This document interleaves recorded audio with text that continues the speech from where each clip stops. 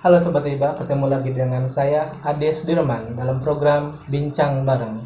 Sebuah program yang ditujukan untuk orang-orang yang masih punya semangat dalam berbagi informasi.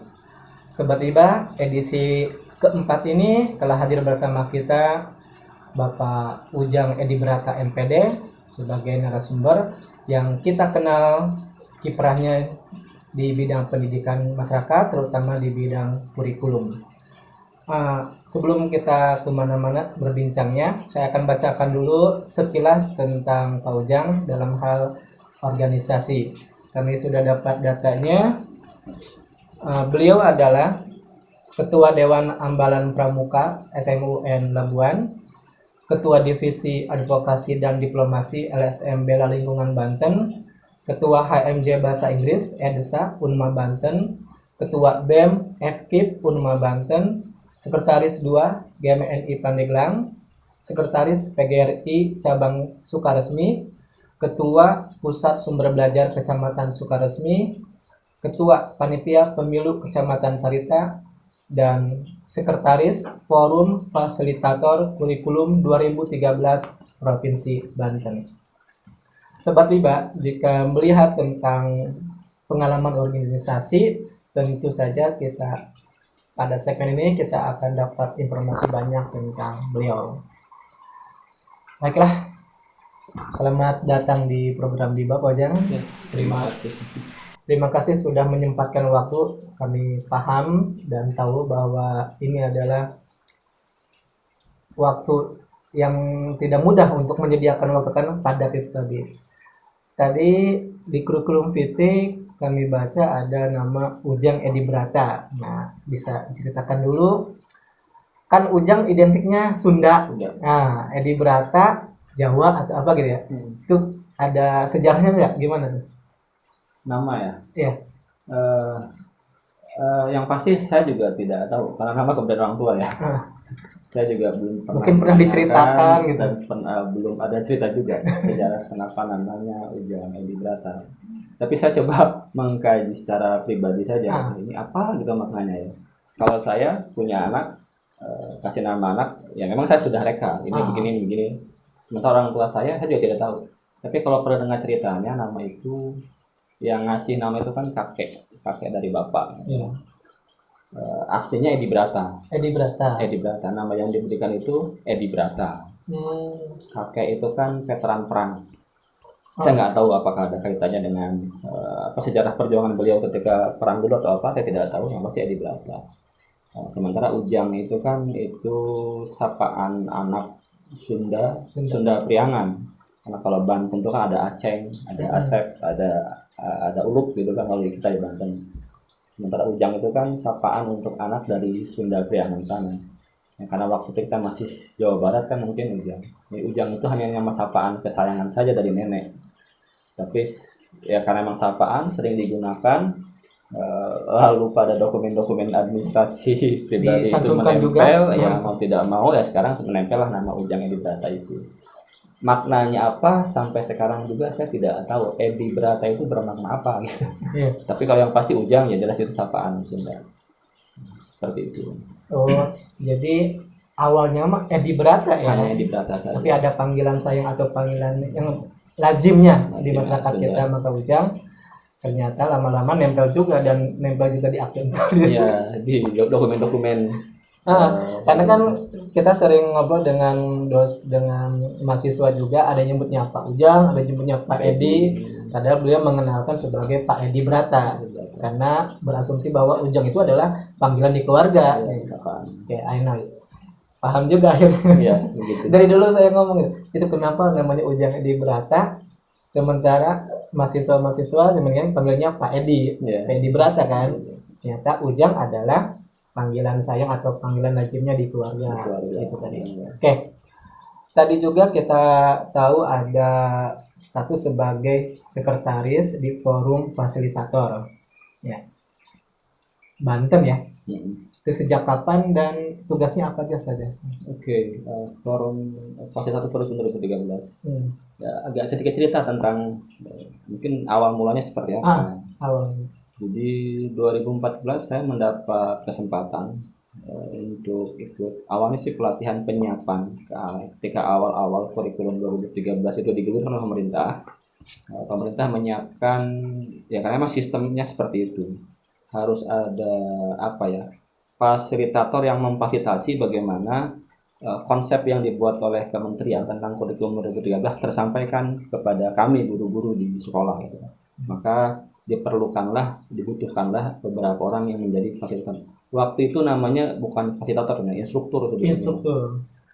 Ada kesempatan yang diberikan kepada saya untuk ikut pelatihan sebagai instruktur kurikulum 2013. Saya mulai terlibat tahun 2014. 2014 dan sekarang 2020 ya. 2020. Sudah 6 tahun ya. Lalu banyak yang dilibatkan di sana. Ya, saya tidak tahu pertimbangannya apa. Yang pasti beberapa orang dari tiap kabupaten kota, yaitu terutama di Banten, saya bisa Banten dulu. Memang di kabupaten kota provinsi yang lain juga sama. Tapi kami waktu itu kan kepengen Banten. Jadi 8 kabupaten kota di Banten itu ada perwakilan guru-guru yang mungkin dianggap mampu untuk ikut pelatihan penyiapan instruktur kurikulum 2013 di LPP Banten. Iya. Jadi, itu ada banyak orang. Awalnya kan hanya guru saja dulu. Awalnya instruktur itu hanya boleh diikuti oleh guru. Itu tahun 2014 itu. Artinya kan ketika kita selesai dari pelatihan tersebut, maka yang tadi dikirim dari 8 kabupaten kota itu kan pada pulang, lalu mendapat tugas untuk menyebarkan, sosialisasikan pada sasaran yang lebih banyak lagi pada teman-teman kami di sekolah-sekolah, yang jadi sasaran ke-13. Jadi kami menyampaikan apa yang kami dapatkan, memudahkan bagaimana K13 seperti apa harusnya gitu kan. Nah, katakanlah kami yang dulu berinteraksi di pelatihan-pelatihan itu, ingin tetap menjaga silaturahmi, khususnya tentang kurikulum itu sendiri seperti apa, supaya kita tidak putus itu kan, silaturahmi komunikasinya. Satu waktu pelatihan gitu ya. Walaupun memang tiap tahun selalu ada penyegaran. 2015, 16, tiap tahun ada penyegaran. Terakhir kemarin penyegaran itu tahun 2018, penyegaran terakhir, semua sudah tidak ada karena sudah selesai.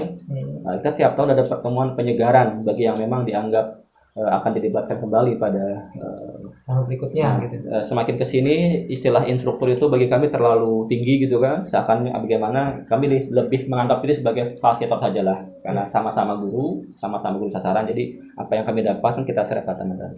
Nah, dari situ saya bilang tadi, menjaga silaturahim komunikasi yang tidak putus, harus ada wadah. Kami membuatlah wadah pun tidak formal sebetulnya, wadah informal saja. Yang penting kami kontennya itu ada komunikasi.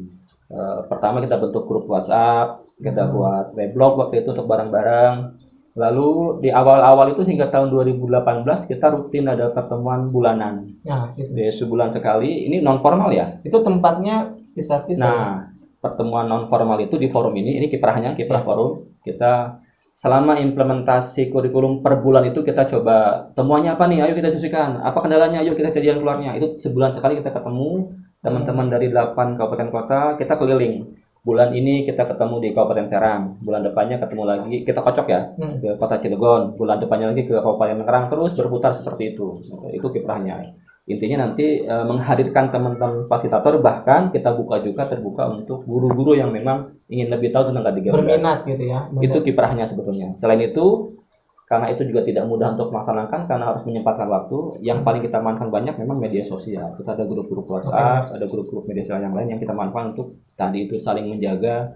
Intinya saling sharing pemahaman dan pengalaman selama kurikulum ini berjalan. Itu seperti itu. Kalau itu kan berbentuknya forum ya, berarti berkelompok. Nah, untuk Bapak Ujang pribadi, dalam bulan-bulan ini nih, apa saja yang sudah dilakukan dalam rangka implementasi itu tadi ya, sebagai fasilitator kurikulum 2013? Ya, ada tugas formal dan non formal. Yang formalnya memang ketika kita lulus mengikuti diklat waktu itu di LPMP dan terpilih sebagai instruktur, ya kita mendapat tugas khusus dari pemerintah untuk ada jadwal pelatihan resmi dari pemerintah, dan instrukturnya adalah kami yang sudah ikut pelatihan. Tapi itu sudah selesai, per 2018 sudah tidak ada lagi program pemerintah itu. Jadi kalaupun sekarang ada pelatihan-pelatihan atau penyiapan penguatan berkaitan dengan kurikulum, penilaian, pembelajaran, itu banyaknya sudah yang non pemerintah, tapi yang memang mandiri. Jadi kalau ditanya kontribusi apa yang sekarang dilakukan, ya mungkin kegiatan-kegiatan yang memang tidak terikat saja. Jadi ketika memang ada komunitas, apakah itu KKG atau itu apa namanya nggak tahu, forum-forum itu yang memang mengundang, meminta untuk sharing, ya saya hadir gitu. Ya alhamdulillah memang sampai hari ini pun masih ada saja Masih yang ada. kadang kita, ya khususnya tentang kurikulum secara umum ya, tentang penilaian, pembelajaran, pengolahan nilainya dan sebagainya seperti Yang itu. lebih spesifiknya pendidikan dasar ya Pak ini. Saya lebih fokus sekarang di pendidikan dasar. Pendidikan Karena home dasar. base-nya memang di guru SD. Di guru SD. Lembaga atau sekolah yang terakhir nih yang mengundang Pak Ujang di mana tuh? Aktivitas kemarin itu dekat di sini nih. Selain kemarin SD ISMA ini. Iya. SD ISMA mengundang banyak lah. Kalau aktivitas tentang kurikulum Desember ke Januari sampai Februari ini memang kemarin ada beberapa lokasi yang dikunjungi, baik sharing dengan kementerian langsung atau dengan sekolah gitu kan, kita sharing. Nah, kalau kita sharing otomatis kan kita upgrade juga nih. Ya, cara Bapak dalam mengupgrade pengetahuan tentang kurikulum itu dengan cara apa? Intinya pertama kita terus komunikasi dengan pengambil kebijakan di kementerian. Iya. Kita ada jejaring yang kita bangun, kita komunikasi yang ya pihak-pihak yang kita anggap sebagai pemangku kebijakan lah, arahnya kemana kita komunikasi. Yang kedua, terjemahan dari kebijakan biasanya berbentuk regulasi aturan. Maka mau tidak mau saya harus mau baca, membaca bagaimana regulasi itu mengatur tentang bagaimana implementasi kurikulum seperti itu. Jadi cara saya untuk mengupdate diri ya selain itu dari diskusi dengan teman-teman guru sasaran yang lain itu juga mendapat informasi yang baru yang akhirnya menjadi pengetahuan baru. Iya, pasti. Jadi sumber dari mana saja lah. Karena tim BIBA juga kan mendapat informasi nih bahwa beberapa bulan yang lalu mungkin ya Bapak pernah ke Kalimantan nih. Itu bisa ceritakan itu tentang ngapain ke sana gitu, program apa gitu. Oke, ya tentang Kalimantan ya. Jadi kurikulum 2013 itu bergulir sejak 2013 dan direncanakan tuntas semua sekolah melaksanakan K13 bertahap tuntas tahun 2019. Iya. Targetnya pemerintah 2019 semua sekolah sudah melaksanakan kurikulum 2013. Dalam rentang waktu 6 tahun itu 13 sampai 19 maka sesuai program dinyatakan semua sekolah sudah mengimplementasikan kurikulum 13. Harusnya. Nah, maka di titik akhir yang namanya program kan harus ada evaluasi gitu kan, ingin melihat sejauh mana K13 ini sudah berjalan. Maka ada kegiatan namanya supervisi. Kita supervisi. Ada lebih dari 400 sekolah di Indonesia yang kita supervisi. Nah, kegiatan kemarin itu ada kegiatan supervisi dengan sasaran 400 sekian sekolah di tiap kabupaten kota ada. Nah, saya kebetulan mendapatkan kepercayaan dari Kemendikbud untuk menjadi salah satu petugas supervisornya. Ada 3 tahap, 1, 2, dan 3. Saya mendapat tugas di tahap 2 dan 3. Tahap 2 saya ke Kolaka, Sulawesi. Sulawesi itu sama, kita supervisi juga, itu sekolah rujukan, sekolah bagus. Lalu tahap 3 saya mendapat ke Provinsi Kalimantan Selatan. Di 2 kabupaten, yaitu Hulu Sungai Tengah dan Hulu Sungai Selatan gitu ya, 2 kabupaten. Ini kegiatannya merupakan kegiatan supervisi kurikulum. Dari 2 provinsi tersebut kan kita otomatis kan ketemu dengan orang banyak tuh. Apa temuannya atau masalah apa yang diinikan gitu? Iya, jadi selama ini kita hanya bisa berasumsi Banten seperti apa, Pandeglang seperti apa gitu kan, yang memang itu tempat kita itu di sini berada. Kita tidak tahu bagaimana keadaan di luar sana. Ya kita kan Banten dekat dengan ibu kota. Ya, bagaimana saudara-saudara yang jauh. Hasil resminya sih kita tunggu nanti ya, karena hasil supervisi itu sedang diolah datanya, nanti akan menjadi data yang memang valid gitu nanti datanya seperti apa. Tapi temuan sementara memang implementasi kurikulum ini masih berupa tantangan lah. Jadi kami guru teman-teman itu kan itu masih belum bulat memahami kurikulum 13 ini seperti apa. Dikarenakan ada banyak hal ketika wawancara dengan mereka itu, ketika supervisi tadi katanya pelatihan yang kurang banyak, durasi waktu juga kurang banyak, tindak lanjut dari pelatihan juga tidak begitu memfasilitasi untuk terus menjaga konsistensi apa yang mereka dapatkan pelatihan seperti itu. Hal-hal variabel lainnya banyak lah, karena ada variabel tentang latar belakang pendidikan, kompetensi, kualifikasi itu berpengaruh juga, termasuk motivasi. Tentu saja. Jadi banyak temuan-temuan yang tentu saja itu jadi catatan bersama. Betul. Dan akan ada perbaikan ke depannya, terutama untuk mungkin sosialisasi ya yang lebih ditingkatkan. Oke. Sebelum kita ngobrol banyak tentang kurikulum dan sebagainya, nanti kita bahas ini agak personal Kak, nggak apa-apa ya. Bahwasannya bagaimana pandangan Bapak tentang pendidikan? The importance of education ya. Penting enggak pendidikan? Karena faktanya di kita nih kalau lulus SMA kan udah kerja aja langsung ke pabrik Betul. atau dagang dan sebagainya. Mm-mm. Nah, pandangan Bapak gimana pendidikan di kita? Oke, bicara pendidikan saya kira tidak bisa diingkari, itu satu hal yang penting. Iya. Hanya perdebatannya sekarang apakah diformalkan atau tidak formal. Iya. Kalau bicara tentang pendidikannya, saya pribadi menganggap itu bagian yang penting, tidak bisa dipisahkan dari kebutuhan manusia. Kita hidup di zaman yang terus bergerak ini, itu memang pengaruh dari pendidikan yang memang begitu cepat. Ini kalau mengatakan pendidikan gak penting ya salah besar. Iya. Hanya kalau sudah berbicara bagaimana bentuknya, nah kita ya akan panjang ceritanya, bisa formal dan sebagainya. Ya, singkatnya penting tidak? Penting sekali. Jadi kan sebagaimana Nelson Mandela ngomong itu kan bahwa the great weapon to change the world is education. Iya. Nah, permasalahannya adalah pemahaman di kita itu tentang pendidikan, how to reach ya, bagaimana mendapatkan pendidikannya. Pendidikan itu mahal, padahal pendidikan adalah haknya warga. Nah, gimana Bapak melihat itu? Mahalnya itu dalam segi apa sih sebenarnya? Pendidikan mahal. Sebetulnya lebih kepada kita berbicara bagaimana penyajian infrastrukturnya. Nah, itu. Infrastruktur pendidikan itu mahal tidak? Karena titik mahal di pendidikan itu di infrastruktur. Bagaimana perangkat-perangkat yang dibutuhkan, media yang dimanfaatkan, itu kan berkorelasi terhadap efektivitas proses pendidikan itu sendiri.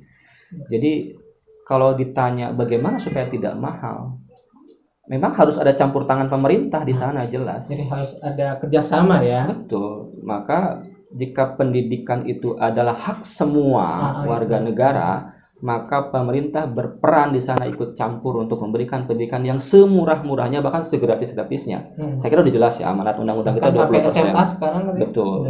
Jadi peran serta pemerintah itu memang sangat besar sekali, berpengaruh pada efektivitas keberhasilan proses pendidikan untuk mengatasi mahalnya tadi. Karena saya kira ya ini sangat kompleks ya, kompleks sekali berbicara apa keterkaitan kebutuhan biaya dalam hal efektivitas pembelajaran. Sangat relatif, tapi ya mau tidak mau itu konsekuensi. Iya.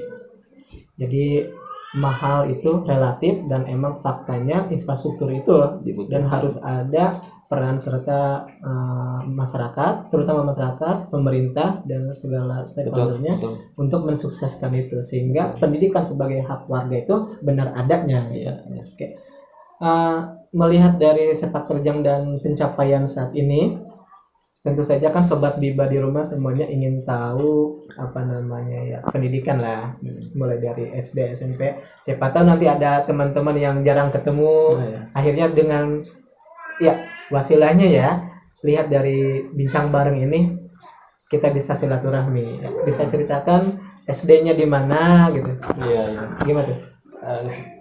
Mungkin bisa jadi agak menarik ya sejarah pendidikan formal saya, karena dulu kecil usia 1,5 tahun saya itu kan dibawa orang tua ikut program transmigrasi ke Aceh. Oh, pernah di Aceh ya? Usia 1,5 tahun saya dibawa orang tua ke Aceh selama 6 tahun di sana. Selama 6 tahun itu saya mengenyam pendidikan di Aceh itu di Kabupaten Aceh Besar itu kan, itu TK, lalu SD 1 tahun saya di sana, kelas 1 di sana. Kelas 1 di sana. Kelas 2, naik kelas 2 itu baru saya pindah ke Banten. Banten, itu Jawa Barat ya. Nah, itu di SD itu sampai lulus itu namanya dulu SD Negeri Harapan 3 di Kecamatan Panimbang. SD Negeri Harapan 3 Panimbang. Sekarang sudah tidak ada. Pertama kecamatannya sudah berubah menjadi Kecamatan Sobang, yang kedua sekolahnya pun sudah berubah nama dan sudah merger jadi SD Teluk Lada 2 atau 1 saya lupa itu sekarang. Itu SD. Lanjut. Itu di Panimbang dulu ya masuknya. Lalu SMP itu dulu namanya SMP Negeri 2 Pagelaran. Iya. Dulu karena dulu masih gabung dengan Pagelaran. Sekarang sudah pisah namanya SMP Negeri 1 Sukaresmi sekarang namanya. Oh, sekarang namanya SMP 1 Sukaresmi. Setelah itu melanjutkan sekolah menengah. Dulu namanya SMU ya. Iya, SMU Negeri 1 Labuan di Labuan. SMU Negeri 1 Labuan. Sekarang namanya SMA Negeri 3 Pandeglang. Itu SMA, itu kan SMU di sana. Nganggur setahun. Setelah lulus SMA SMU itu setahun kemudian Saya lanjut studi S1 di Pendidikan Bahasa Inggris Universitas Mata Anwar hingga 2008. Nah, 2008 lanjutkan lagi jenjang magister S2 itu tahun 2011 ke UHAMKA Jakarta. Pas saja UHAMKA hingga 2014 ya 3 tahun baru selesai waktu itu.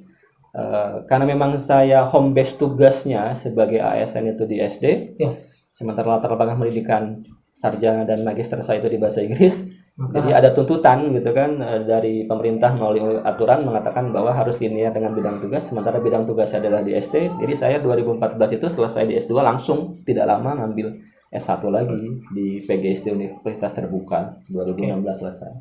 Ya, jadi kan pada intinya emang semangat berpendidikan itu ya yang paling Insya Allah positifnya di sana. Hal apa yang melatar belakangi kok maunya kan ngambil S1, S2, balik lagi S1, bahkan sekarang ya notabene keliling lah sosialisasi masih berkecimpung di bidang pendidikan. Motivasi terbesar apa sih yang mendorong Bapak untuk melakukan itu? Jadi kalau orang pernah tanya cita waktu kecil ya, cita jadi apa gitu ya. Pernah nggak ya kecil ditanya cita jadi guru gitu kan? Kayaknya belum pernah deh keluar kata-katanya jadi guru gitu. Tapi memang terbesit ketika SMP ada guru yang menjadi apa ya istilahnya role model lah. Ya model baru tuh SMP tuh kayaknya jadi guru enak deh. Tapi belum pernah kebayang gurunya guru apa gitu, seperti apa guru. Sehingga nggak tahu ya mungkin jalan takdir manis seperti itu. Mendapat kesempatannya di sini di pendidikan dan semakin kesini semakin menikmati ini seperti itu. Pendidikan itu sebagai satu hal yang fundamental penting, terlebih juga berkeluarga punya anak juga butuh pendidikan paling tidak untuk anak sendiri gitu kan. Jadi yang semakin membuat mendalami pendidikan apalagi pendidikan dasar kan kalau lihat latar belakang tadi bahasa Inggris tiba-tiba di pendidikan dasar gitu kan. Sebetulnya itu. Jadi ada kenikmatan tersendiri lah bagaimana kita menikmati pendidikan itu sebagai hal yang dibutuhkan. Tidak hanya ya minimal untuk diri sendiri ya. Betul. Makanya masih punya spirit untuk research knowledge itu. Betul. Ya, berkaitan dengan karya juga, tim kami sudah mendapat informasi bahwa narasumber kita ini ikut atau pernah membuat 2 aplikasi, ya kan? Yang satu adalah aplikasi penyusunan nilai dan penyusunan raport ya. Dan yang keduanya adalah aplikasi penyusun program pembelajaran. Bisa diceritakan awal mulanya kenapa hadir aplikasi tersebut? Baik. Ini lagi-lagi kembali ke tadi, ketika memang kami diberikan amanat untuk menjadi fasilitator kurikulum 2013. Ada beban moral tersendiri yang kami tanggung, kami dan teman-teman waktu itu. Ketika kurikulum 2013 ini digulirkan gitu kan pertama kali ada beberapa mekanisme model administrasi yang juga diperbaharui dari bentuk yang sebelumnya. Salah satu di antara yang berubah sangat signifikan itu adalah bagaimana proses penilaian sampai pengolahan dan pelaporan. Itu beda dengan kurikulum sebelumnya. Di kurikulum 2013 ini kita diminta untuk melaporkan hasil pendidikan anak dalam bentuk raport. Itu yang kita raport itu dalam dalam bentuk raport yang komponennya banyak, kompleks, komprehensif. Kalau dulu kan sederhana aturannya. Nah, karena kompleksitas itu, maka banyak guru yang ketika harus mengimplementasikan K13 itu merasa enggan, merasa sulit karena melihat itunya, kompleksitasnya itunya. Maka kita sebagai fasilitator dan teman-teman berpikir cari solusi bagaimana ini supaya saya pribadi yang memang juga menjadi sasaran dan teman-teman yang lain itu merasa lebih dimudahkan. Maka kita di forum tadi kita berkomunikasi, ayo dong kita coba buat produk yang bisa membantu semuanya gitu. Jadi dari situlah saya coba-coba saja. Awalnya juga tidak begitu terpikir ini akan dimanfaatkan. Jadi saya membuat alat lah. Saya sebenarnya lebih suka mengatakan ini sebagai alat bantu yang mempermudah pekerjaan dibanding sebagai aplikasi. Karena kalau dikata aplikasi wah gitu kesannya. Ya saya coba-coba saja dengan kemampuan yang terbatas. Ini tidak mewah, tidak wah gitu, hanya memanfaatkan fasilitas aplikasi yang ada di komputer standar saja, kan ada Microsoft Excel ya. Cuman saya coba belajar sedikit secara otodidak tentang Visual Basic for Application. Ini saya coba modifikasi program Microsoft Excel standar itu, saya masukkan beberapa script di Visual Basic-nya. Jadilah karya itu yang saya coba floorkan ke teman-teman, coba nih bisa nggak dimanfaatkan, sudah sesuai nggak dengan aturan, betul atau enggak? ketika secara tidak langsung itu menjadi uji coba ternyata buat teman-teman, ternyata teman-teman responnya baik. Kayaknya karya itu akhirnya dimanfaatkan oleh teman-teman. Paling tidak di Banten itu Ada memang berapa lembaga tuh? ya kalau kita berbicara itu saya angka pastinya tidak bisa terdapat, tapi secara kasar saya punya data di laptop yang ketika memang itu ada yang mau manfaatnya saya catat, ada sekitar 5.000-an sekolah yang sudah manfaatkan khususnya di Banten, bahkan ada beberapa yang luar dari Sumatera, dari Kalimantan juga ada. Jadi itu ya alat bantu sederhana yang saya juga tidak ada motivasi apa-apa ketika saya sebarkan ternyata bisa terima satu. Itu tentang alat bantu pengolahan nilai dan manajemen rapor. Yang kedua yang program pembelajaran. Jadi kan mungkin sudah mengenal bahwa guru itu mengeluh tentang beban administrasi yang banyak gitu ya. Saya berpikir bagaimana beban administrasi yang banyak itu bisa dimudahkan. Saya berpikir lagi. Sebenarnya saya berbicara tidak untuk orang lain, Tapi untuk dia sendiri. karena saya guru dan saya melaksanakan itu, membutuhkan itu, saya buat saja untuk kebutuhan saya. Jadi dari masalah muncul Ya. itulah gitu. Karena saya adalah praktisi langsung, pelaksana langsung, jadi saya buat untuk saya, lalu coba saya buat Ke ini. yang lain. Nah, ternyata respon juga, ya sudah, ini sama menyebar juga di ribuan sekolah dan ribuan guru memanfaatkan itu. Seperti itu. Dan itu nilai 5.000 user itu bukan 5.000 sekolah itu mungkin kalau per sekolahnya ada 4 sampai 6 guru ya, mungkin ada berapa ribuan guru yang memanfaatkan. iya lebih dari 5.000 dan itu sifatnya adalah ide pribadi ya kan. Ada niatan untuk hak paten? Belum lah, Belum. karena sekarang berbicaranya bagaimana itu bisa bermanfaat saja dulu. Oke. Jadi startnya adalah kebermanfaatan dulu, Bermanfaatan. belum kepada hal yang lain. Ini ada juga alat bantu yang lain tapi yang memang sekarang menjadi itu ya itu yang dua itu. Yang ini juga ada tapi ya biasa saja untuk kebutuhan pribadi. Yang sudah jalan itu ya sebagainya.